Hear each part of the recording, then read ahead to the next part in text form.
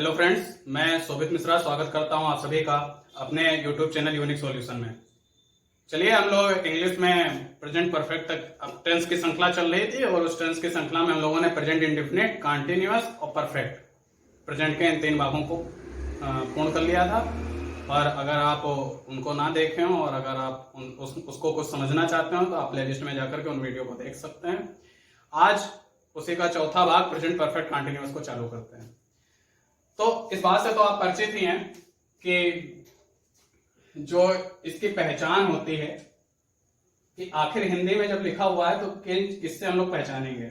तो पहचानने के लिए आप एक चीज ध्यान रख लें कि कोई काम, कोई कार्य जो कि पास्ट में चालू हुआ, कोई कार्य पास्ट में चालू हुआ, पास्ट में प्रारंभ हुआ या आप बोले चालू हुआ, लेकिन वर्तमान तक चल रहा है, प्रेजेंट तक चल रहा है, प्रेजेंट तक चल रहा है। अगर किसी सेंटेंस में ऐसा बोध हो आपको कि कोई कार्य पास्ट में चालू हुआ लेकिन प्रेजेंट तक चल रहा है, तो आप इसके नाम में दो चीजें देखें, एक तो परफेक्ट और दूसरा कंटीन्यूअस। इन दो चीजों को अगर आप ध्यान रख लेंगे कंटीन्यूअस की वजह से, तो आप इतना तो जान गए कि प्रेजेंट तक चल रहा है, तो पहचान में जिन शब्दों का प्रयोग होगा वह वाक्य के अंत में रहा है, रही है और रहे हैं, रहा है, रही है, रहे हैं, इन शब्दों का प्रयोग होगा। तो आप मुझसे एक प्रश्न पूछ सकते हैं और आपका वह प्रश्न पूछना लाजमी भी है। तो हम पहचानेंगे कैसे कि कौन सा सेंटेंस कंटीन्यूअस का है, प्रेजेंट कंटीन्यूअस का है, और कौन सा प्रेजेंट परफेक्ट कंटीन्यूअस का है। तो आप इस लाइन को ध्यान रखें कि कोई कार्य पास्ट में चालू हुआ लेकिन प्रेजेंट तक चल रहा है। इसका मतलब क्या हुआ कि वाक्य के अंत में यह जो शब्द है, रहा है, रही है, रहे, या तो आएंगे ही, साथ में टाइम दिया होगा। साथ में क्या दिया होगा? टाइम दिया होगा। अगर यह चीज हो रही है तो आप बेझिझक कहें कि वह सेंटेंस प्रेजेंट परफेक्ट कंटीन्यूअस है। अगर आप पहचान चुके हैं कि अगर वह सेंटेंस प्रेजेंट परफेक्ट कंटीन्यूअस है, वाक्य के अंत में इन शब्दों का प्रयोग और साथ में टाइम, मतलब कि पास्ट में चालू हुआ लेकिन अभी तक चल रहा है, तो वह प्रेजेंट परफेक्ट कंटीन्यूअस। तो चलिए, अब यह तो हम जान गए कि इसकी पहचान क्या है, लेकिन अब हिंदी के किसी सेंटेंस को जो कि प्रेजेंट परफेक्ट कंटीन्यूअस में है उसको बदलें कैसे। तो आप जरा पिछले 3 वीडियो में जो मैंने बताया था कि हम लोग किस किस प्रकार के सेंटेंसेस को इंग्लिश में परिवर्तित करना सीखेंगे, तो आप जानते थे कि एक होते थे असर्वेटिव, साधारण वाक्य। इन साधारण वाक्यों में एक होते थे अफर्मेटिव, एक होते थे अफर्मेटिव और एक होते थे निगेटिव। एक होते थे अफर्मेटिव, एक होते थे निगेटिव। अफर्मेटिव ऐसे सेंटेंस जिसमें नकारात्मक भाव ना आए, कोई साधारण वाक्य हो। मैं अभी सेंटेंस ऐसे कोई भी सेंटेंस का उदाहरण बोल रहा हूं, मतलब कि आपको पता है, एक उदाहरण बोल भी देता हूं जो कि इसी का हो। चलिए, इसी का बोल देता हूं। जैसे मान लीजिए पिताजी 4 घंटे से अपना काम कर रहे हैं। पिताजी 4 घंटे से अपना काम कर रहे हैं, तो यह अफर्मेटिव का है। अब बोल दिया जाए वह बच्चा 2 दिन से स्कूल नहीं जा रहा है। वह बच्चा 2 दिन से स्कूल नहीं जा रहा है। ठीक है, तो नकारात्मक भाव आ गया, निगेटिव हो गया। तो इस टाइप के सेंटेंस असर्वेटिव। अब जरा हम लोग और किसको बदलते थे? इंट्रोगेटिव को बदलते थे। तो इंट्रोगेटिव आप जानते हैं 2 टाइप के से हम लोग बदलते थे। एक यस नो टाइप के जो इंट्रोगेटिव होते थे उनको बदल रहे थे, और एक होते थे WH टाइप जो कि क्वेश्चन वर्ड होते थे, उसको बदल रहे थे। तो इन्हीं 4 को चलिए सीख लेते हैं। तो सबसे पहले हम लोग टारगेट करेंगे असर्वेटिव पे, और असर्वेटिव का क्या फॉर्मेट होता है, असर्वेटिव का क्या फॉर्मेट होता है, तो चलिए उसको पहले सीख लेते हैं। आपको क्या करना है, सबसे पहले सब्जेक्ट लिख लेना है। क्या कर देना है? सब्जेक्ट लिख देना है। अब जरा मैं इस पे ध्यान देने के लिए इसीलिए बात कर रहा था, परफेक्ट भी है, कंटीन्यूअस भी है। तो परफेक्ट में आप याद करें कि हैज और हैव लगाते थे हेल्पिंग वर्ब, इसमें भी लगेगा, इसमें भी हैज और हैव लगेगा। हैज लगाएंगे हम लोग सिंगुलर के साथ में और हैव लगा देंगे हम लोग प्लूरल के साथ में, लेकिन क्या थोड़ा सा अंतर है, इसके साथ में हैज आए चाहे हैव आए, उसके साथ में बीन आएगा। क्या आएगा? BEEN, been. Subject has have been, साथ में वर्ब की फर्स्ट फॉर्म और आईएनजी, क्योंकि वर्तमान समय तक वह काम चल रहा है ना, तो वर्ब की फर्स्ट फॉर्म और आईएनजी, इसीलिए तो कंटिन्यूअस है। ठीक है। और लास्ट में ऑब्जेक्ट, लेकिन अभी खत्म नहीं हुआ, अभी खत्म नहीं हुआ, अभी साथ में हमको क्या जोड़ना है? टाइम। और टाइम के लिए हम लोग क्या करेंगे? सिंस लगा देंगे, सिंस लगा देंगे या फॉर लगा देंगे और प्लस टाइम। सिंस लगा देंगे या फॉर लगा देंगे और प्लस टाइम। अब यहां पे मैं आपके साथ में बहुत जरूरी बात को शेयर करने जा रहा हूं कि बहुत से लोग यह नहीं समझ पाते हैं कि सिंस कब लगता है, कब फॉर लगता है। तो एक साधारण बात में अभी मैं बता दूंगा कि कब आप क्लियरिटी इसमें ला सकते हैं। तो जो सिंस लाया जाता है वह जो है निश्चित समय के लिए लाया जाता है, for definite time, for definite time, definite time. और जो फॉर लाया जाता है वह इंडिफिनिट टाइम, मतलब कि आपको पता ना हो, इंडिफिनिट टाइम। तो अब आप मुझसे यह पूछ सकते हैं कि यार डिफिनिट टाइम, इंडिफिनिट टाइम क्या है? ठीक है, जरा आप सब्र रखें, आगे हम लोग उदाहरण ले लेते हैं। जैसे कि अभी मैंने एक उदाहरण बोला था, जैसे एक दूसरा ले लें कि राधा मंदिर में 2 घंटे से पूजा कर रही है। राधा मंदिर में 2 घंटे से पूजा कर रही है। तो पहले तो आप यह समझें कि आप प्रेजेंट परफेक्ट कंटिन्यूअस का है या नहीं। रही है, ठीक है, पहली शर्त पूरी हो गई। पास्ट में काम चालू हुआ, 2 घंटे पहले चालू हुआ होगा और अब तक चल रहा है, ठीक है, समझ गए, प्रेजेंट परफेक्ट कंटिन्यूअस का है। अब बनाना कैसे है? आप यह भी पहचान गए कि अफर्मेटिव का है। ठीक है, तो सबसे पहले हमको क्या लिख देना है? सब्जेक्ट। सब्जेक्ट कौन है? राधा है। और राधा है क्या? सिंगुलर है। सिंगुलर के साथ क्या लगा देना है? हैज। ठीक है, हैज के साथ क्या लगा देना है हमको? बीन लगा देना है। राधा हैज बीन अब 2 घंटे से मंदिर में पूजा कर रही है। पूजा करने की क्या होती है? वर्शिप होती है। तो राधा हैज बीन वर्शिप। ठीक है, अब साथ में तो आईएनजी भी जोड़ना है। आप आईएनजी बिल्कुल बेझिझक जोड़ें। राधा हैज बीन वर्शिपिंग, पूजा कर रही है, कहां कर रही है? मंदिर में कर रही है। तो Radha has been worshipping in the temple, कहां कर रही है? मंदिर में कर रही है, इन द टेम्पल। अच्छा, आप एक बात और बताएं, अब टाइम जोड़ना है, सिंस या फॉर प्लस टाइम। तो 2 घंटे से मंदिर में पूजा कर रही है। सिंस मैंने बताया definite time, for indefinite time. 2 घंटे जिसने भी बोला है वह ऐसा तो है नहीं कि वह घड़ी में 2 घंटे देख रहा होगा बैठ के। उसने अंदाजे में बोला है। क्या किया है? अंदाजे में बोला है। और अंदाजे में बोला गया टाइम फिक्स नहीं होता है।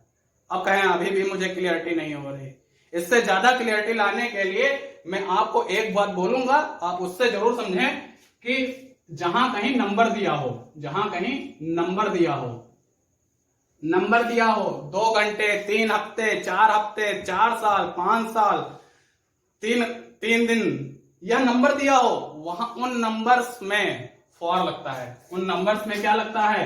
फॉर लगता है। क्या लगता है? फॉर। उम्मीद है आप क्लियरिटी आपके अंदर आ पाई होगी। तो 2 घंटे से पूजा कर रही है, तो 2 घंटे के लिए क्या लग जाएगा? फॉर। क्या लग जाएगा? फॉर। अब टाइम लगाएं। टाइम क्या है? 2 घंटे से, फॉर 2 आवर्स, फॉर 2 आवर्स। पहला समझ गए आप? Radha has been worshipping in the temple for 2 hours. ठीक है, चलिए एक निगेटिव ले लेते हैं। एक निगेटिव ले लेते हैं। श्याम 5 बजे से मैच नहीं खेल रहा है। श्याम 5 बजे से मैच नहीं खेल रहा है, तो निगेटिव है, या तो आप जान गए क्योंकि नॉट निगेटिव सेंस आ रहा है। तो श्याम हम लोगों ने क्या लगा दिया? अच्छा, एक प्यूरल ले लें, क्योंकि श्याम भी सिंगुलर हो जाएगा, तो श्याम की जगह कोई प्यूरल ले लें। हम 5 बजे से मैच नहीं खेल रहे हैं, तो वी क्या है? प्यूरल है। तो प्यूरल के साथ क्या लगाएंगे? हैव लगा देंगे।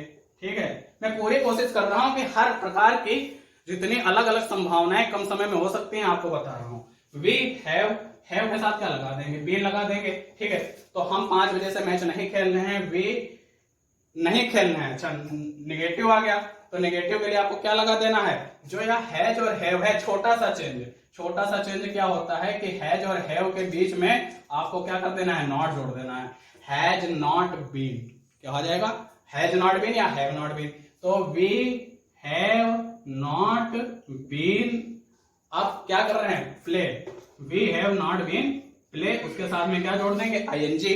We have not been playing, match नहीं खेलना है तो we have not been playing match 5 बजे से। अब किसी ने, अब आप यहां पर यह मत बोल दीजिएगा कि 5 बजे, या तो गिनती है फॉर लगा लें, बताया गया था ऐसा। तो 5 बजे गिनती तो है, लेकिन यहां टाइम है फिक्स टाइम 5 बजे, या इंडेफिनिट टाइम नहीं है। समझने की कोशिश करें, यहां इंडेफिनिट टाइम नहीं है, 5 बजे फिक्स टाइम है। जिसने भी बताया वह 5 बजे क्लियरिटी के साथ बता रहा है। तो 5 बजे फिक्स टाइम है।